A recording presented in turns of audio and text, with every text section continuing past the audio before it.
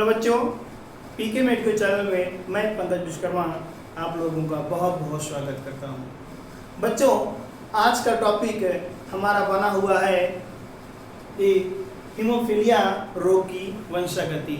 याद रखिएगा, पिछले वीडियो के माध्यम से हम लोगों ने वर्णांधता रोग की वंशागति का अध्ययन किया था और टॉपिक चल रहा है लिंग सहलग्न रोग। बहुत ही महत्वपूर्ण टॉपिक है। लिंग सहलग्न रोग में हम लोगों ने एक टॉपिक क्लियर कर लिया है जिसका नाम है वर्णांधता रोग की वंशागति। अब हम लोग क्लियर करने वाले हैं हीमोफीलिया रोग की वंशागति। याद रखिएगा, ये दोनों ही बीमारियां लिंग सहलग्न रोग के अंतर्गत आती हैं, तो आप लोग इस टॉपिक को क्लियरली याद रखिएगा। तो चलिए, सबसे पहले आप जानते हैं कि हीमोफीलिया होता क्या है। तो जैसा कि आपको पता होगा या नहीं पता है तो मैं फिर बता दे रहा हूं मैं कि हीमोफीलिया एक विशेष प्रकार का आनुवंशिक रोग है। याद रखिएगा, हीमोफीलिया एक विशेष प्रकार का आनुवंशिक रोग है। कैसा रोग है? आनुवंशिक रोग है। जब भी आपसे आनुवंशिक रोग के बारे में कहा जाए तो आप जान जाइएगा कि ये ऐसा रोग है जो माता पिता से उनकी संतानों में या पीढ़ी दर पीढ़ी आगे जा सकता है। अगली बात ये जानते रहिएगा कि हीमोफीलिया को हम विशेष रोग क्यों कह रहे हैं, क्योंकि ये एक खतरनाक रोग है और इस रोग में अगर किसी व्यक्ति को ये बीमारी हो जाती है तो याद रखिएगा, जब भी उस व्यक्ति को चोट लगेगी, कट-फट होगा, फ्रैक्चर होगा, तो उसका जो ब्लड है वो लगातार बहता रहेगा, कभी भी वो थक्का नहीं बनेगा, वो घाव पर खून नहीं जमेगा। तो याद रखिएगा, जैसा कि आपको पता है कि 2 से 5 मिनट के अंदर खून जो है वो जम जाता है। नॉर्मली ये बात हो रही है, लेकिन अगर कोई व्यक्ति हीमोफीलिया रोग से ग्रसित है तो उसका जो खून है वो या उसका जो घाव है वो 24 घंटे में भी वो जो है नहीं जमेगा, यानी कि उसका घाव जो है वो नहीं भरेगा, उसका जो खून है वो लगातार बहता जाएगा। तो ये बात आप याद रखिएगा कि इस रोग में सबसे मेन बात यही है कि हीमोफीलिया में अगर किसी व्यक्ति को हीमोफीलिया हो जाती है तो उस व्यक्ति को जब भी चोट लगेगा, फ्रैक्चरिंग वगैरह होगा, तो उस व्यक्ति का खून लगातार बहता रहता है। और इसीलिए डॉक्टर्स ऐसे पेशेंट का ऑपरेशन नहीं करते हैं, करने से मना कर देते हैं। ये भी आप जानते रहिएगा कि डॉक्टर जो है ऐसे पेशेंट का ऑपरेशन नहीं करते हैं, मना कर देते हैं। नॉर्मली अगर देखा जाए ऑपरेशन 2 तरीके से होते हैं। एक आपका डिसेक्शन ऑपरेशन होता है जिसके अकॉर्डिंग चीड़-फाड़ वगैरह की जाती है। दूसरा आपका लेजर ऑपरेशन होता है जहाँ पर चीड़-फाड़ नहीं की जाती है, बल्कि कुछ विशेष प्रकार की किरणों के द्वारा लेजर ऑपरेशन को अंजाम दिया जाता है। तो याद रखिएगा, विशेष तौर पर मैंने बताया कि अगर कोई पेशेंट हीमोफीलिया का है तो डॉक्टर्स जो है उसका ऑपरेशन नहीं करेंगे, मना कर देंगे डिसेक्शन ऑपरेशन करने से। क्यों ऐसा होता है वो जानते हैं। चलिए, तो सर्वे के अनुसार पता किया गया कि ऐसे व्यक्ति के खून में फैक्टर 3 की कमी होती है। किसकी कमी? फैक्टर 3। याद रखिएगा, फैक्टर 3 क्या है? ये एक प्रकार का रुधिर जामक पदार्थ है जो खून को जमाने में हेल्प करता है, घाव पर थक्का बनाने में हेल्प करता है। इसलिए याद रखिएगा, ऐसे पेशेंट में फैक्टर 3 की कमी होती है हीमोफीलिया के रोगियों में। एक बात और, जांच के उपरांत यह भी पता चला है कि यह बीमारी फैक्टर 9, याद रखिएगा, फैक्टर 9 की कमी से भी होता है, कि कमी से भी होता है। इस प्रकार से देखा जाए तो अगर फैक्टर 3 की कमी से हो रहा है तो उसे हम हीमोफीलिया ए, और अगर फैक्टर 9 की कमी से हो रहा है तो उसे हम हीमोफीलिया बी के नाम से जानते हैं। देन हमारा यहाँ पर हीमोफीलिया 2 टाइप का हो गया, ए एंड बी। अगर फैक्टर 3 की कमी से होता है तो हीमोफीलिया ए कहा जाएगा, अगर फैक्टर 9 की कमी से होता है तो उसे हीमोफीलिया बी कहते हैं।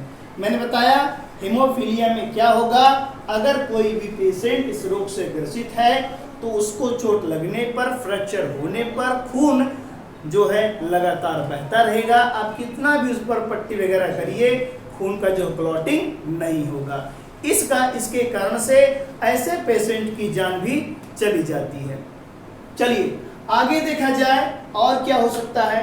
यहाँ पर एक टॉपिक लिखा गया है, ध्यान दीजिएगा। इस रोग की जानकारी कब हुई थी? ध्यान दीजिएगा, 19वीं सदी में जॉन ऑटो, हे, बुएल्स, नेसी ऐसे तमाम साइंटिस्टों ने इस रोग की जानकारी की थी, या यूं कह सकते हैं इसके बारे में वर्णन किया था। तो इस टॉपिक को भी आप इसी में शामिल करेंगे कि सन 19वीं सदी में जॉन ऑटो, हे, बुएल्स, नेसी नामक साइंटिस्ट ने इस रोग का वर्णन किया था। बाद में चल करके 20वीं सदी में बुलट, बार, हेल्डेन, बॉक्स एंड गिलक्राइट्स जैसे अनेक वैज्ञानिकों ने इस रोग का वर्णन किया था। एक बात याद रखिएगा, हीमोफीलिया का जहां तक केस आएगा तो वहां पर रानी विक्टोरिया का केस आपसे जरूर पूछा जाएगा। याद रखिएगा, ये बहुत ही विशेष टॉपिक है, महारानी विक्टोरिया।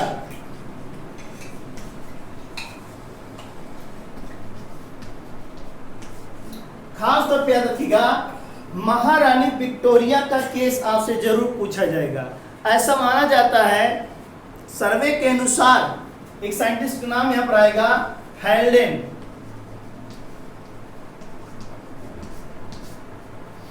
हेल्डेन ने बताया कि महारानी विक्टोरिया का पूरा परिवार इसी रोग के कारण से नष्ट हो गया था, यूं कह सकते हैं खत्म हो गया था।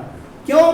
क्योंकि ऐसा माना जाता है कि महारानी विक्टोरिया के अंदर हीमोफीलिया के जीन प्रेजेंट थे और इसी के कारण से उन जीनों की वंशागति होती गई और उनकी हर पीढ़ी, आने वाली पीढ़ियां जो है नष्ट होती गई, डेथ होती गई इसी रोग के कारण से। इसलिए याद रखिएगा, हीमोफीलिया के केस में महारानी विक्टोरिया का टॉपिक आपसे जरूर पूछा जाता है। आइए इस रोग की वंशागति करते हैं रानी विक्टोरिया के आधार पर। ध्यान दीजिएगा, जैसा कि मैंने बताया कि महारानी विक्टोरिया इस रोग से ग्रसित नहीं थी, यानी कि इनमें ये बीमारी नहीं थी, बल्कि कह सकते हैं कि इनके अंदर जो है हीमोफीलिया के जीन थे। याद रखिएगा, इनके अंदर हीमोफीलिया के जीन मौजूद थे और इन्हीं जीनों की वंशागति इनके अगले जनरेशन में होती गई। एक बताओ, इनके पति की जो बात करें तो इनके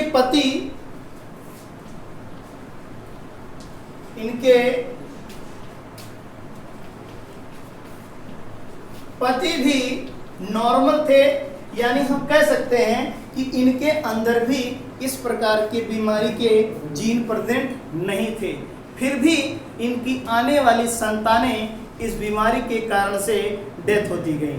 इस प्रकार से इनका पूरा साम्राज्य, इनका पूरा परिवार हीमोफीलिया रोग की वंशागति के कारण से नष्ट होता गया। आइए देखते हैं हीमोफीलिया रोग की वंशागति किस प्रकार से होती है। चलिए हेडिंग बनाया जाए, हीमोफीलिया रोग की वंशागति।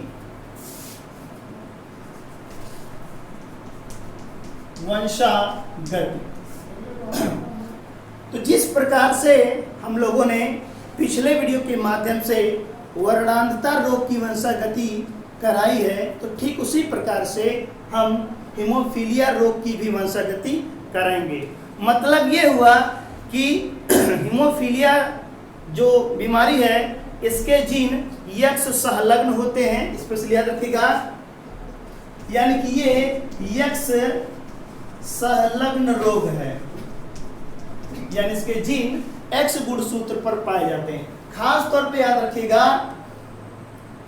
ये समस्या खास तौर पे पुरुषों में होती है।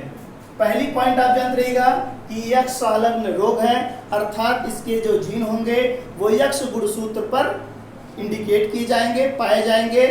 दूसरी बात कि यह बीमारी मुख्यतः अगर देखी जाए तो पुरुषों में होती है, पुरुषों में होती है। इसीलिए मैंने बताया कि महारानी विक्टोरिया इस रोग से ग्रसित नहीं थी, बल्कि उनके अंदर इससे संबंधित जीन पाए गए थे, और इनके जो पति थे एल्बर्ट वो भी नॉर्मल थे। तो चलिए हम लोग उन्हीं को लेकर के इस रोग की वंशागति कराते हैं। तो पहला एग्जाम्पल महारानी विक्टोरिया,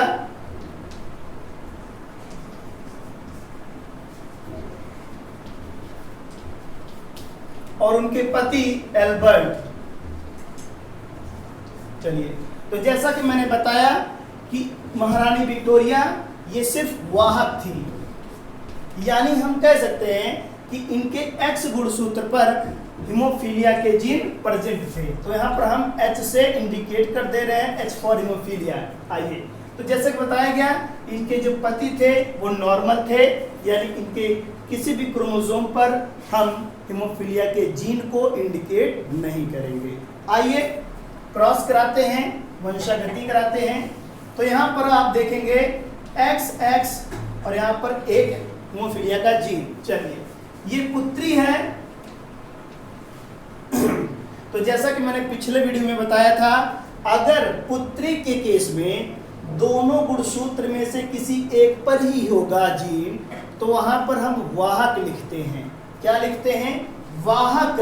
अर्थात ये बात कि ये पुत्री इस बीमारी से ग्रसित नहीं है, बल्कि इसके अंदर इस बीमारी से संबंधित जीन पाए जा रहे हैं जो अगली पीढ़ी में जा सकते हैं।